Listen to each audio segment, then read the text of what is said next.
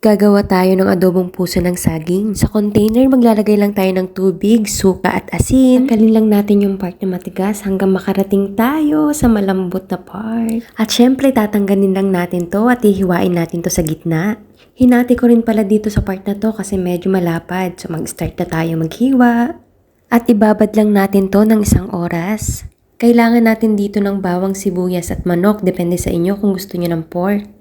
Maglagay lang tayo ng olive oil at ilagay lang natin ang ating manok. After 1 hour na babad, lalagyan lang ulit natin to ng asin at pipigain lang natin ulit.